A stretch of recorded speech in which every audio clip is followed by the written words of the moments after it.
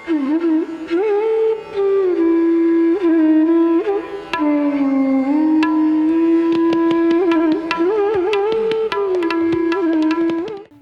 ಅವರ ಮಹಾಕ್ಷತ್ರಿಯ ಇಂದ್ರನಾಗುವವನನ್ನು ಹುಡುಕಿದುದು. ಸುರಾಚಾರ್ಯರ ಅರಮನೆಯಲ್ಲಿ ದೇವರ್ಷಿ ಪಿತೃಗಣಗಳಲ್ಲಿ ಮುಖ್ಯರಾದವರು ಸೇರಿದ್ದಾರೆ. ಇಂದ್ರನ ಸಿಂಹಾಸನವು ಶೂನ್ಯವಾಗಿದೆ. ಅದಕ್ಕೊಬ್ಬ ಅಧಿಕಾರಿಯಾದವನನ್ನು ಆರಿಸಬೇಕು. ಲೋಕಾಧಿಪತಿಗಳು ಯಾರೂ ಇಂದ್ರರಾಗುವಂತಿಲ್ಲ. ಹಾಗೆಯೇ ಪಾತಾಳ ಲೋಕದ ನಿವಾಸಿಗಳಲ್ಲಿ ಯಾರನ್ನೂ ದೇವತೆಗಳು ಒಪ್ಪುವುದಿಲ್ಲ. ಅದರಿಂದ ಯತ್ನವಿಲ್ಲದೆ ಮನುಷ್ಯ ಪ್ರಪಂಚದಿಂದಲೇ ಯಾರನ್ನಾದರೂ ಆರಿಸಬೇಕು. ಕ್ಷತ್ರಿಯನಾಗಿ ಧರ್ಮಿಷ್ಠನಾಗಿ ಇಂದ್ರ ಸಿಂಹಾಸನದಲ್ಲಿ ಕುಳಿತುಕೊಳ್ಳುವ ಸಾಮರ್ಥ್ಯವುಳ್ಳವನನ್ನೇ ಆರಿಸಬೇಕು. ಆ ಸಭೆಗೆ ಋಷಿಗಳು ಪಿತೃಗಳು ಸುರಾಚಾರ್ಯನೇ ಅಧ್ಯಕ್ಷನಾಗಿರಬಹುದು ಎಂದರು. ಸುರಾಚಾರ್ಯನು ಅದರಂತೆ ಅಧ್ಯಕ್ಷನಾಗಿ ಸಭೆಯನ್ನು ಆರಂಭಿಸಿದನು. ಪಿತೃಗಳ ಪ್ರತಿನಿಧಿಯು ಹೇಳಿದನು, ನಮಗೆ ದೇವದಾನವರೆಂಬ ಭೇದವಿಲ್ಲ. ಆದರೂ ದೇವತೆಗಳಲ್ಲಿ ಒಬ್ಬರಾದರೆ ಚೆನ್ನ. ಇನ್ನೊಬ್ಬರು ಹೇಳಿದರು, ಇಲ್ಲ, ದೇವತೆಗಳಲ್ಲಿ ಯಾರೂ ಈ ಕಾರ್ಯವನ್ನು ಈಗ ವಹಿಸಿಕೊಳ್ಳುವಂತಿಲ್ಲ. ಅದರಿಂದ ಇಂದ್ರಾಧಿಕಾರಕ್ಕೆ ಪ್ರತ್ಯೇಕವಾಗಿ ಒಬ್ಬರಿರಬೇಕು. ಅಗ್ನಿಯು ಎದ್ದು ಹೇಳಿದನು, ಇಲ್ಲಿ ಹವಿರ್ಭಾಗದ ಪ್ರಶ್ನೆವಿದೆ. ದಾನವರು ಏನಿದ್ದರೂ ನೈಮಿತ್ತಿಕ ಹೋಮ ಮಾಡುವವರೇ ಹೊರತು ನಿತ್ಯ ಯಾಗಗಳನ್ನು ಮಾಡುವವರಲ್ಲ. ಅದರಿಂದ ಅವರು ಹವಿರ್ದಾನವನ್ನು ಕೊಡುವುದಿಲ್ಲವಾಗಿ ಅವರಿಗೆ ಹವಿಸ್ವೀಕಾರ ಯೋಗ್ಯತೆಯೂ ಇಲ್ಲ. ಅದರಿಂದ ಬರುವ ಇಂದ್ರನು ಅಥವಾ ಇಂದ್ರನಾಗುವವನು ಹವಿರ್ಭೋಜನಾಧಿಕಾರ ಉಳ್ಳವನಾಗಬೇಕು. ಅದು ಯೋಚನೆಯಲ್ಲಿರಲಿ.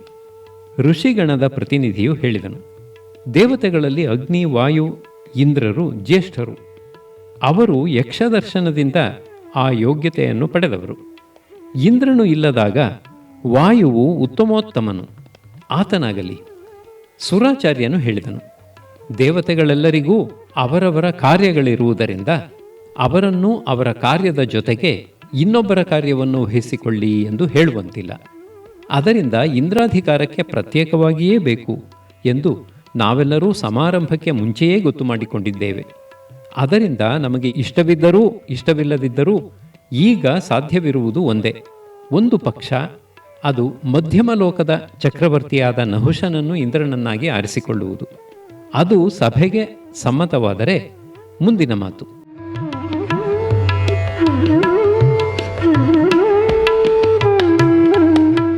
ಪಿತೃಗಣದ ಪ್ರತಿನಿಧಿಯು ಹೇಳಿದನು, ನಮ್ಮ ಕನ್ಯೆಯನ್ನು ಆತನಿಗೆ ಕೊಟ್ಟು ನಾವು ಆತನನ್ನು ನಮಗೆ ಸಮನೆಂದು ಆಗಲೇ ಒಪ್ಪಿದ್ದೇವೆಯಾಗಿ ಆತನನ್ನು ಇಂದ್ರನನ್ನಾಗಿ ವರಿಸಲು ನಮ್ಮ ಆಕ್ಷೇಪಣೆಯಿಲ್ಲ. ಋಷಿಗಣದ ಪ್ರತಿನಿಧಿಯು ಹೇಳಿದನು, ಆತನು ಭೃಗುವಂಶದ ಚ್ಯವನ ಶಿಷ್ಯನು. ಆತನನ್ನು ಇಂದ್ರನಾಗಿ ವರಿಸುವುದರಲ್ಲಿ ನಮ್ಮ ಆಕ್ಷೇಪಣೆಯೇನೂ ಇಲ್ಲ. ಸುರಾಚಾರ್ಯನು ಅಗ್ನಿವಾಯುಗಳ ಮುಖವನ್ನು ನೋಡಿದನು. ಆತನು ಬಹು ವಿಚಕ್ಷಣೆಯಿಂದ ರಾಜ್ಯವಾಳುತ್ತಿರುವನು. ಆತನು ದಾನ ಶೌಂಡನು, ನಿತ್ಯಾಗ್ನಿಹೋತ್ರಿಯು. ಆತನು ಒಪ್ಪಿದರೆ ಆಗಬಹುದು. ಆತನು ಒಪ್ಪಿದರೆ ಎಂದರೇನು? ಹೌದು, ಈಗ ಈತನಿಗೆ ಏನು ಕಡಿಮೆಯಾಗಿದೆ? ಆತನೀಗ ಮಧ್ಯಮ ಲೋಕದಲ್ಲಿದ್ದರೂ ಇಂದ್ರನಂತೆಯೇ ಇದ್ದಾನೆ. ಆತನು ಇಂದ್ರನಾಗುವುದರಿಂದ ಆತನಿಗೇನು ಹೆಚ್ಚುಗಾರಿಕೆ ಬಂದಂತಾಗುವುದು? ಆತನನ್ನು ಬಿಟ್ಟರೆ ಇನ್ನು ಯಾರೂ ಇಲ್ಲವಾಗಿ ಏನಾದರೂ ಮಾಡಿ ಆತನನ್ನು ಒಪ್ಪಿಸಬೇಕು. ಎಷ್ಟಾಗಲಿ ಇಂದ್ರ ಪದವಿ, ಅದರಿಂದ ಒಪ್ಪದೆ ಏನು?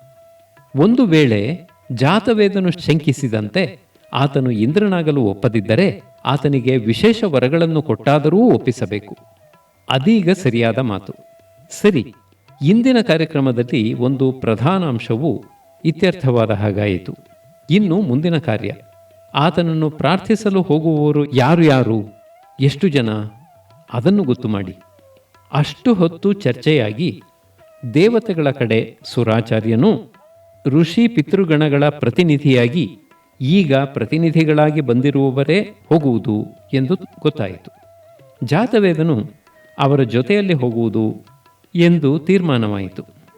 ಜಾತವೇದನು ಮತ್ತೆ ಎದ್ದು ಆತನಿಗೆ ಏನಾದರೂ ವಿಶೇಷ ವರಗಳನ್ನು ಕೊಡಬೇಕಾಗಿ ಬಂದರೆ ಪ್ರತಿನಿಧಿಗಳಿಗೆ ಅಧಿಕಾರವಿರಬೇಕು.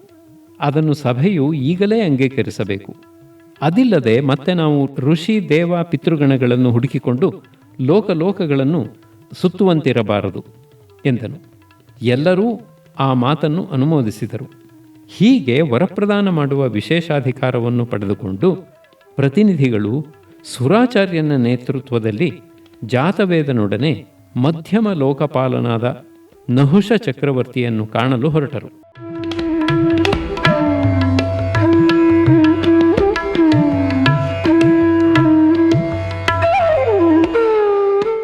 ವಿರಜಾದೇವಿಯ ಅಂತಃಪುರ. ಗಂಗಾ ಯಮುನಾ ಸಂಗಮದಲ್ಲಿ ಮೂರ್ತಿಗೊಂಡ ಭರತಖಂಡದ ಸತ್ಕೀರ್ತಿಯೋ ಎಂಬಂತಿರುವ ಚಕ್ರವರ್ತಿನಿ ವಿರಜಾದೇವಿಯು ಸುಖಾಸನದಲ್ಲಿ ಕುಳಿತು ಪತಿದೇವನನ್ನು ಇದಿರು ನೋಡುತ್ತಿದ್ದಾಳೆ. ಚಂದ್ರನು ಆಕಾಶದ ನಟ್ಟ ನಡುವೆ ನಿಂತು ಚಕ್ರವರ್ತಿಯ ಬೆಳಗೊಡೆಯ ಮೇಲಿನ ಉಂಗುರವೆಂಬಂತೆ ಇದ್ದು ಆಕಾಶವನ್ನೆಲ್ಲ ಒಂದು ಕಾಂತಿಮಯ ಧವಳ ಛತ್ರವನ್ನಾಗಿಸಿದ್ದಾನೆ. ಆ ಬೆಳುದಿಂಗುಳಲ್ಲಿಯೂ ಮಸಕಾಗದೆ ಅಲ್ಲಲ್ಲಿ ಮೆರೆಯುತ್ತಿರುವ ನಕ್ಷತ್ರಗಳೂ ಆ ಛತ್ರವನ್ನು ಕೀಲಿಸಿರುವ ವಜ್ರಮಣಿಗಳಂತೆ ಕಾಣುತ್ತವೆ. ದೂರದ ದಿಗಂತದಲ್ಲಿ ಮಿಣುಕುತ್ತಿರುವ ನಕ್ಷತ್ರಪುಂಜಗಳು ಆ ಬೆಳ್ಗೊಡೆಯ ಅಂಚಿನಲ್ಲಿ ಕಟ್ಟಿರುವ ಮುತ್ತಿನ ಗೊಂಚಲುಗಳಂತೆ ಇವೆ. ವಿರಜಾದೇವಿಯು ತಾನು ಪಿತೃಕನ್ಯೆ ಪರಿಶುದ್ಧಳು ಎಂಬುದನ್ನು ತೋರಿಸಿಕೊಳ್ಳಲೆಂಬಂತೆ ನಿರ್ಮಲವಾದ ಬಿಳಿಯುಡೆ ಹುಟ್ಟಿದ್ದಾಳೆ. ಆಕೆಯ ಸದ್ಗುಣಗಳಂತೆ ಆ ಸೀರೆಯಲ್ಲಿ ಬೂಟಾಗಳ ನಡುವಿನ ರತ್ನಗಳ ಅಮಿತವಾದ ಕಾಂತಿಯನ್ನು ಎಲ್ಲೆಲ್ಲೂ ಪ್ರಸರಿಸಬೇಕೆಂದು ವಿಜುಗೀಷುವಾದ ಕ್ಷತ್ರಿಯ ವೀರನಂತೆ ಪ್ರಕಾಶಿಸುತ್ತಿವೆ. ದಾಸಿಯರು ರತ್ನಖಚಿತವಾದ ಚಾಮರಗಳನ್ನು ಬೀಸಲು ಸಿದ್ಧರಾಗಿದ್ದಾರೆ. ಎದುರಿಗೊಬ್ಬಳು ವೀಣೆಯನ್ನು ಮೃದುವಾಗಿ ನುಡಿಸುತ್ತಾ ಕುಳಿತಿದ್ದಾಳೆ. ಬಿಸಿಲು ಮಚ್ಚಿನ 4 ಮೂಲೆಗಳಲ್ಲೂ ಪಾರಿಜಾತಗಳು ಕಟ್ಟೆಗಳಲ್ಲಿ ಬೆಳೆದಿವೆ. ಮೇಲೆಲ್ಲಾ ತಂತಿಯ ಜಾಲರಿಗಳನ್ನು ಹರಡಿ ಅದರ ಮೇಲೆ ಜಾಜಿ, ಮಾಲತಿ, ಇರುವಂತಿಗೆ ಬಳ್ಳಿಗಳನ್ನು ಅರಳಿಸಿದ್ದಾರೆ. ಅಲ್ಲಲ್ಲಿ ರತ್ನಮಯವಾದ ಭಿತ್ತಿಗಳನ್ನುಳ್ಳ ಕೃತ್ರಿಮ ಪುಷ್ಕರಣಿಗಳಲ್ಲಿ ತಾವರೆ ಕನ್ನೈದೆಲೆಗಳನ್ನು ಬೆಳೆಸಿದ್ದಾರೆ. ಚಕ್ರವರ್ತಿಯ ಸೇವೆಗೆಂದು ಪುಷ್ಪವೂ ಹುರುಪಿಸುತ್ತಿದೆಯೇ ಎಂಬಂತೆ ಪಾರಿಜಾತ, ಜಾಜಿ, ಮಾಲತಿ, ಇರುವಂತಿಗೆ ಜಲಜಗಳೂ ತಮ್ಮ ತಮ್ಮ ಸುಗಂಧವನ್ನು ಸೂರೆಗೊಡುತ್ತಿವೆ. ತಂಗಾಳಿಯು ಅದನ್ನೆಲ್ಲ ಹೊತ್ತು ತರಲಾರದೆ ಮುಕ್ಕರಿಯುವಂತೆ ಉಸ್ಸೆಂದುಕೊಂಡು ನಿಧಾನವಾಗಿ ಬೀಸುತ್ತಿದೆ. ಸಣ್ಣದಾಗಿ ಮೃದುವಾಗಿ ಶೃಂಗನಾದವಾಗಿ ಚಕ್ರವರ್ತಿಯ ಆಗಮನವನ್ನು ಸೂಚಿಸಿತ್ತು. ಮರ್ಯಾದೆಗೆಂದು ಹಿಡಿದಿರುವ ಕರ್ಪೂರ ದೀಪಿಕೆಯು ತನ್ನದೂ ಕಾಣಿಕೆ ಇರಲಿ ಎಂಬಂತೆ ಆ ಬಿಸಿಲು ಮಚ್ಚಿನಲ್ಲಿ ರಂಗವಲ್ಲಿಯಾಗಿ ಇಟ್ಟಿರುವ ಕೇಸರ, ಪಚ್ಚಕರ್ಪೂರ, ಕಸ್ತೂರಿಗಳ ಹುಡಿಗಳ ವಾಸನೆಯ ಜೊತೆಗೆ ತನ್ನ ಸುವಾಸನೆಯನ್ನೂ ಅಷ್ಟು ಒಪ್ಪಿಸುತ್ತಿದೆ. ಪರಾಕ್ರಮವನ್ನು ಪ್ರದರ್ಶಿಸಿ ಹಿಡಿದು ತಂದು ಸೆರೆಯಲ್ಲಿಟ್ಟಿರುವ ಶತ್ರುಗಳ ಹೃದಯದ ದ್ವೇಷ ದಾವಾನಲಗಳಿಂದ ಏಳುವ ಕೃಷ್ಣಧೂಮದ ನಿಷ್ಫಲ ಮೇಘಗಳಂತೆ ಚಕ್ರವರ್ತಿಯ ಪಕ್ಕದಲ್ಲಿ ಹಿಡಿದು ತರುತ್ತಿರುವ ಧೂಪದಾನಿಯಿಂದ ಹೊರಬೀಳುವ ದಪ್ಪ ಹೊಗೆಯು ಚಾಮರಗಳ ಗಾಳಿಯಿಂದ ಆಹತವಾಗಿ ಸುತ್ತಿನ ಗಾಳಿಯಲ್ಲಿ ಸೇರಿ ಹೋಗಿ ಅದೃಶ್ಯವಾಗುತ್ತಿವೆ. ಚಕ್ರವರ್ತಿಯು ಬಂದನು. ಆತನು ತನ್ನ ಪಾದಗಳಲ್ಲಿ ಧರಿಸಿರುವ ಪಾದುಕೆಗಳ ಚರ್ಮಕ್ಕಿಂತ ಮೃದುವಾದ ರತ್ನಗಂಬಳಿಯ ಮೇಲೆ ನಡೆದು ಬಂದನು. ಬಾಗಿಲಲ್ಲಿದ್ದ ಪ್ರಹರಣಿಯು ಮಂಡಿಯೂರಿ ಮಣಿದು ದಾರಿ ತೋರಿಸಿಕೊಂಡು ಚಕ್ರವರ್ತಿನಿ ಇರುವಡೆಗೆ ಕರೆತಂದಳು. ಅರಸನ ಹಿಂದೆ ಬರುತ್ತಿರುವ ಮುಖ್ಯ ವೀಣಾವಾದ್ಯದ ಮೃದು ಮಂಗಳ ರವವು ಚಕ್ರವರ್ತಿನಿಯ ಬಳಿ ನುಡಿಯುತ್ತಿದ್ದ ವೀಣೆಯ ನಿನಾದದೊಡನೆ ಸುಖವಾಗಿ ಬೆರೆತು ಪರಸ್ಪರ ಕುಶಲ ಪ್ರಶ್ನೆಗಳ ಮಂಗಳ ಕಾರ್ಯವನ್ನು ನಿರ್ವಹಿಸಿ ಸ್ವಾಗತವನ್ನು ಆಚರಿಸಿತು. ಅರಸಿತಿಯು ಆಸನದಿಂದೆದ್ದು 3 ಹೆಜ್ಜೆ ಮುಂದೆ ಹೋಗಿ ಅರಸನನ್ನು ಎದುರುಗೊಂಡು ಮಂಡಿಯೂರಿ ಬಗ್ಗಿ ಆತನ ಪಾದಗಳನ್ನು ಮುಟ್ಟಿ ಕಣ್ಣಿಗೊತ್ತಿಕೊಂಡಳು. ಅರಸನು ಜಲಭಾರ ನಮ್ರವಾದ ಮೇಘರಾಜನು ಬಗ್ಗಿ ಶಿಖರಿಣಿಯನ್ನು ಆಲಂಗಿಸುವಂತೆ ಬಗ್ಗಿ ಆತನನ್ನು ಮೇಲಕ್ಕೆತ್ತಿ ಆಲಂಗಿಸಿಕೊಂಡು ಜೊತೆಯಲ್ಲಿ ನಡೆದು ಹೋಗಿ ಸುಖಾಸನವನ್ನು ಸಪತ್ನೀಕನಾಗಿ ಅಲಂಕರಿಸಿದನು. ಪರಿಜನರು ಒಬ್ಬೊಬ್ಬರಾಗಿ ಬಂದು ಮುಜುರೆ ಮಾಡಿ ಹೋಗಿ ದೂರದಲ್ಲಿ ನಿಂತರು.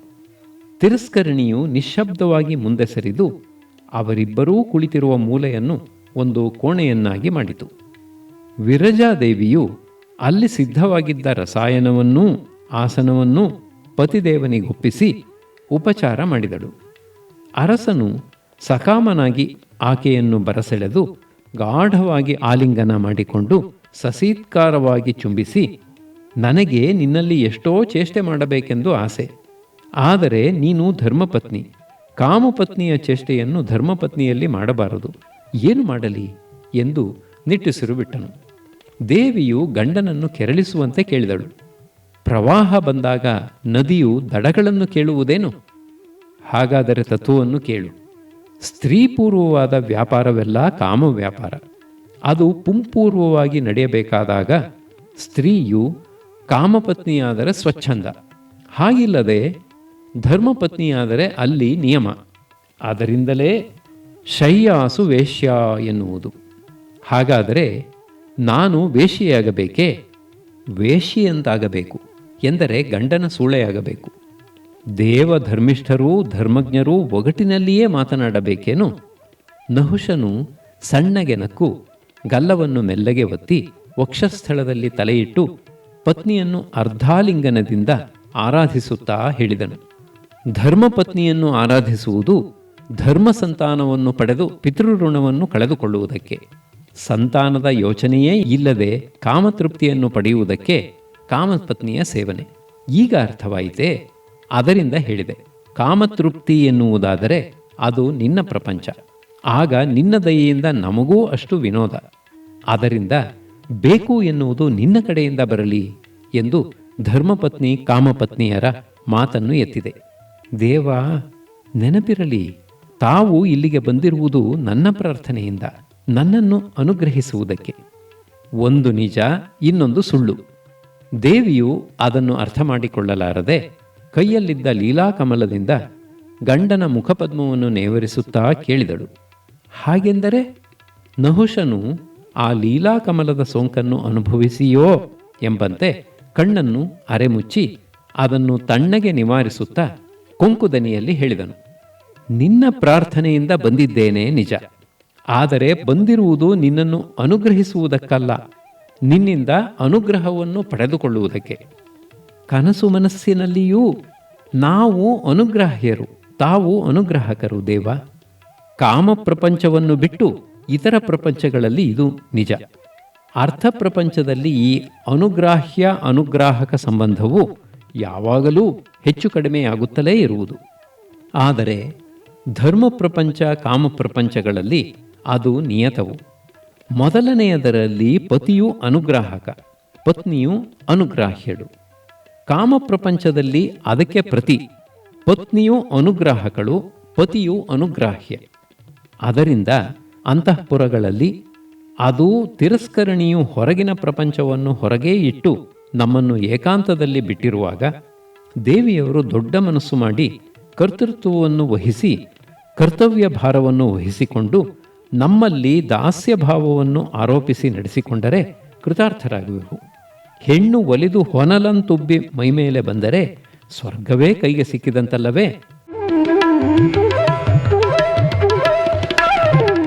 ದೇವ, ಮೂರು ಲೋಕಗಳಲ್ಲಿಯೂ ತಮ್ಮಂತಹ ಧರ್ಮಜ್ಞರೂ ಧರ್ಮಿಷ್ಠರೂ ಧಾರ್ಮಿಕರೂ ಇಲ್ಲ ಎನ್ನುವರು.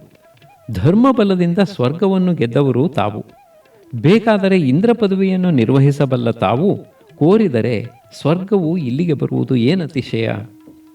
ದೇವಿ, ಮಾತಿನಲ್ಲಿ ನಮ್ಮನ್ನು ಸೋಲಿಸಿದೆ. ನಾವು ಕೋರಿದರೆ ಸ್ವರ್ಗವು ಇಲ್ಲಿಗೆ ಬರುವುದು ಎಂದರೆ ತಮಗೆ ಬೇಕಾದಷ್ಟು ಸುಖವನ್ನು ನಿರ್ವಂಚನೆಯಾಗಿ ಕೊಡುವೆನು ಎಂದು ಹೇಳಿ ನಮ್ಮನ್ನು ಬೇಡಿಕೊಳ್ಳಿ ಎಂದು ಅಪ್ಪಣೆ ಮಾಡಿದಂತಾಯಿತು. ಇಗೋ, ಮಿಕ್ಕೆಲ್ಲರಿಗೂ ಸಿಂಹಾಸನಾಧೀಶ್ವರನಾಗಿ ಭೂಮಂಡಲದ ಏಕನಾಥನಾದ ನಹುಷನು ತಾನು ಚಕ್ರವರ್ತಿ ಎಂಬುದನ್ನು ಮರೆತು ಮಹಾದೇವಿಯರ ಎದುರು ನಿಂತು ಸೆರಗೊಡ್ಡಿ ಬೇಡುತ್ತಿರುವೆನು. ಕಾಮಭಿಕ್ಷೆಯನ್ನು ಸರ್ವಾಂಗ ತೃಪ್ತಿಯಾಗುವಂತೆ ಅಮೃತಪೂರ್ವಕವಾಗಿ ಕೊಟ್ಟು ಕಾಪಾಡಬೇಕು. ವಿರಜಾದೇವಿಯು ಆ ಮಾತು ಕೇಳಿ ನಕ್ಕಳು. ದೇವ, ಇದು ಗಂಧರ್ವ ಪ್ರಸಾದವಲ್ಲ, ರಂಗಮಂಟಪವಲ್ಲ. ಜೊತೆಗೆ ನಾನು ಪಾದಸೇವೆಗಾಗಿ ಸಿದ್ಧಳಾಗಿರುವವಳು. ನನ್ನಲ್ಲಿ ಈ ನಾಟಕದ ಮಾತುಗಳೇಕೆ? ದೇವಿ, ಹಾಗಲ್ಲ. ಇದು ಸರ್ವಥಾ ನಾಟಕದ ಭಾಷೆಯಲ್ಲ. ನಾಟಕದಲ್ಲಿ ಬೇಕೆಂದು ಇಲ್ಲದ ಭಾವವನ್ನು ಬೆಳೆಸಿಕೊಂಡು ಇನ್ನೊಬ್ಬರು ಬರೆದ ಮಾತು ಕಲಿತು ಆಡುವುದು. ಸಂಸ್ಕೃತರಾದ ನಮಗೆ ಭಾವವು ಸಹಜವಾಗಿ ಬೆಳೆದು ಬಲಿತು ಸಮಾಧಿಯಾಗಿ ಭಾವಾವೇಶದಿಂದ ಮಾತುಗಳೂ ಸಂಸ್ಕಾರ ಸಂಪನ್ನಳಾಗಿ ನೀನು ಧರಿಸಿರುವ ಆಭರಣಗಳಲ್ಲಿರುವ ಶಾಣೋಲ್ಲೀಢ ಜೀವರತ್ನಗಳಂತೆ ತೇಜಃಪುಂಜಗಳಾಗಿ ಹೊರಬಂದರೆ ಇವು ನಾಟಕದ ಮಾತುಗಳು ಎನ್ನುವುದು ಯಾವ ನ್ಯಾಯ? ಸಂಗೀತದಲ್ಲಿ ಚೆನ್ನಾಗಿ ನುರಿತಿರುವ ನಿನ್ನ ಕಂಠವು ಶ್ರುತಿಗೆ ದ್ರೋಹ ಮಾಡದೆ ನುಡಿಯುತ್ತಿದ್ದರೆ, ಅಲ್ಪಾಭರಣಗಳನ್ನು ಧರಿಸಿ ಲಘು ವಸ್ತ್ರದಿಂದ ಬಂದಿರುವೆ ಎಂದರೆ ನಿನಗೆ ವಸ್ತ್ರಾಭರಣಗಳು ಬೇಕಾದಷ್ಟು ಇಲ್ಲ ಎಂದು ಅರ್ಥವೇ? ಒಂದೇ ನದಿಯು ಕಟ್ಟೆಯ ಹಿಂದೆ ನಿಂತು ಘನವಾಗಿದ್ದರೂ ಧುಮುಕುವಾಗ ಭೋರ್ಗರೆದರೆ ಅದು ನಾಟಕವೇ? ಈಗ ಈ ಸಮಯದಲ್ಲಿ ನಾನಿಷ್ಟು ಮಾತನಾಡುತ್ತಿರುವುದು ಭಾವಶಬಲತೆಯಿಂದಲೇ ಅಲ್ಲವೇ? ಅದರಿಂದ ನಾನಾಡುವ ಮಾತು ನಾಟಕದ್ದಲ್ಲ. ನಾಟಕದಲ್ಲಿ ಅರ್ಥ ಕ್ರಿಯೆ ಇಲ್ಲದೆ ಭಾವಪ್ರಚೋದಕ ಮಾತ್ರವಾದ್ದರಿಂದ ವಾಕು ಅಲ್ಲಿ ವಿಡಂಬನವು. ಅದರಲ್ಲಿ ತೃಪ್ತಾ ಆಗಿ, ತರ್ಪಯಂತಿ ಆಗಿ, ವಶ್ಯಳಾಗಿ, ವಶೆ ಅಥವಾ ಹೆಣ್ಣಾನೆಯಂತೆ ಲೋಲೆಯಾಗಿ ಲೀಲಾಪರಳಾದ ನಿನ್ನಂತಹ ಸುರಸುಂದರಿಯ ಸಮ್ಮುಖದಲ್ಲಿ ವಿಡಂಬನ ವಾಕ್ಕಿಗೆ ಪ್ರಯೋಜನವೆಲ್ಲಿ? ಅದರಿಂದ ಬಾ, ಕಾರ್ಯಪರರಾಗಿ ಸಂತೋಷವನ್ನು ಅರ್ಜಿಸುವ ಕಾಲವಿದು. ಕಾಮದೇವನ ಆರಾಧನದಿಂದ ಕೃತಾರ್ಥರಾಗುವ ಕಾಲವಿದು. ಬರಿಯ ಮಾತಿನ ಬೆಡಗಿನಲ್ಲಿ ಕಾಲಹರಣವೇಕೆ?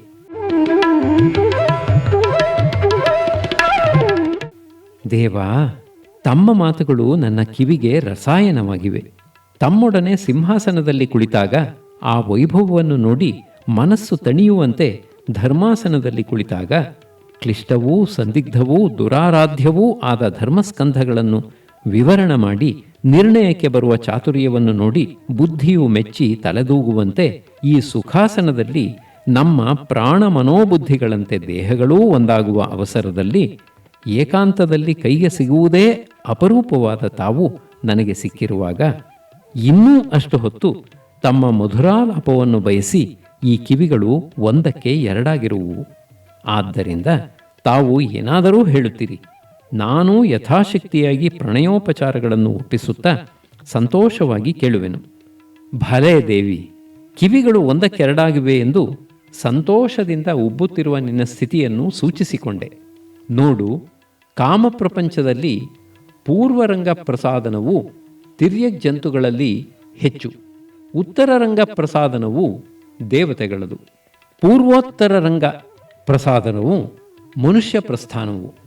ನೀನು ಸಹಜವಾಗಿ ದೇವತೆಯಾದುದರಿಂದ ನಿನಗೆ ಉತ್ತರರಂಗ ಪ್ರಸಾದನವು ಪ್ರಿಯವೆಂದು ನಾನು ಅವಸರಿಸಿದೆ. ನೀನು ದೇವತೆಯಾದರೂ ನನಗಾಗಿ ಮಾನುಷ ಧರ್ಮವನ್ನು ಅನುಸರಿಸಿರುವೆ ಎಂಬುದನ್ನು ಪರ್ಯಾಯವಾಗಿ ಸೂಚಿಸಿ ಉಪಕಾರ ಮಾಡಿದೆ. ಹಾಗೂ ಆಗಲಿ. ದೇವ, ಕಾಮವು ಮತ್ತೆಲ್ಲವನ್ನೂ ಮರೆಸುವ ವ್ಯಾಪಾರವು. ಅಲ್ಲಿಯೂ ತಾವು ತಿರ್ಯಕ್ ದೇವ ಮಾನವ ಧರ್ಮಗಳನ್ನು ಮರೆಯದೆ ವ್ಯವಹರಿಸುವಿರಲ್ಲ. ಈ ವಿಚಕ್ಷಣೆಯು ತಮ್ಮೊಬ್ಬರಿಗೇ ಸಾಧ್ಯ. ಇದು ನಿಜವಾಗಿಯೂ ವಿಚಿತ್ರ. ನೀನು ಹೇಳಿದುದು ಬಹಳ ಸರಿ. ಆದರೆ ದೇವಿ, ಇದು ನನ್ನ ವಿಶೇಷ ಗುಣವಲ್ಲ. ಅಂದು ನಾವು ಸೇವಿಸಿದ ಚ್ಯವನ ಮಹರ್ಷಿಯ ವರಪ್ರಸಾದ. ಮಾನವರು ಸಹಜವಾಗಿ ರಜೋಗುಣದವರು. ರಜೋಗುಣವು ಉಬ್ಬು ತಗ್ಗಿನ ಕನ್ನಡಿಯಲ್ಲಿ ಕಾಣುವ ಪ್ರತಿಬಿಂಬದಂತೆ ಸತ್ಯವನ್ನು ಅಯಥಾ ಆಗಿ ತೋರಿಸುವುದು. ಹಾಗೆ ಅಯಥಾ ಆಗಿ ಕಂಡುದನ್ನೆಲ್ಲ ಸತ್ಯವೆಂದು ಭ್ರಮಿಸಿ ಮೋಹಗೊಂಡು ತನ್ನನ್ನು ಕಿರಿದು ಮಾಡಿಕೊಂಡು ಒದ್ದಾಡುವುದೇ ಮಾನವ ಧರ್ಮವು. ಇದನ್ನು ಮೀರಿ ವಸ್ತುವಿಗೂ ಸ್ವಧರ್ಮವಿರುವುದೆಂದು ತಿಳಿದು ಪರಸ್ಪರ ಅವಿರುದ್ಧವಾಗಿ ಮೋಹವನ್ನು ತುಳಿದು ಸ್ಮೃತಿಯನ್ನು ಮೆರೆದು ವರ್ತಿಸುವುದೇ ಧರ್ಮಾರಾಧನವು. ಹಸುವಿಗೆ ಮಾಂಸವನ್ನೂ ಹುಲಿಗೆ ಹುಲ್ಲನ್ನೂ ಹಾಕಿದರೆ ಆದೀತೆ. ಸ್ತ್ರೀಯಾದರೇನು ಪುರುಷನಾದರೇನು ಎರಡೂ ಅಲ್ಲದ ಸಾಕ್ಷಿ ನಾನೆಂಬ ವೇದಾಂತ ಸಿದ್ಧಾಂತವು ನಿಜವಾದರೂ ಕ್ಷೇತ್ರಧರ್ಮವಾದ ಕಾಮವಿಕಾರಕ್ಕೆ ಒಳಗಾಗಿ ವರ್ತಿಸಬೇಕಾದ ಈ ಕಾಲದಲ್ಲಿ ಆ ಸಿದ್ಧಾಂತವನ್ನು ಅವಲಂಬಿಸಲಾದೀತೆ. ಮಿಕ್ಕೆಡೆಯಲ್ಲಿ ನಾಯಕನು ನಾನು, ಇಲ್ಲಿ ನೀನು ನಾಯಕಿಯು. ನೋಡು, ನವಿಲು ಕೂಡ ನಲ್ಲೆಯು ಕಾಣುವಂತೆ ನರ್ತಿಸಿ ಪ್ರಕೃತ್ಯಾರಮಣಾನುಕೂಲರಾದ ಸಹಚರಿಯನ್ನು ಒಲಿಸಿಕೊಳ್ಳುವುದು ಅಲ್ಲವೇ? ನಾನೂ ಹಾಗೆಯೇ ಮಾಡುವೆನು. ವೈಣಿಕನ ಉಪಧರ್ಮವನ್ನು ಸಹಿಸಿಕೊಂಡು ಮೃದು ಮಧುರವಾಗಿ ನುಡಿಯುವ ವೀಣೆಯಂತೆ ನೀನು ನನ್ನ ಉಪಮರ್ದದಿಂದ ಉಪಚಿತ ರಸಳಾಗಿ ಸುಪ್ರೀತಳಾಗಿ ನನ್ನನ್ನು ಸಂಪ್ರೀತಿಗೊಳಿಸು. ಹೀಗೆಯೇ ದಂಪತಿಗಳು ಮನೋವಾಕ್ಕಾಯಗಳಿಂದ ಒಬ್ಬರನ್ನೊಬ್ಬರು ಆರಾಧಿಸುವುದರಲ್ಲಿ ತತ್ಪರರಾಗಿ ತಮ್ಮ ಸುತ್ತಮುತ್ತಿನ ಪ್ರಪಂಚವನ್ನು ಸಾರ್ಥಕಗೊಳಿಸಿದರು.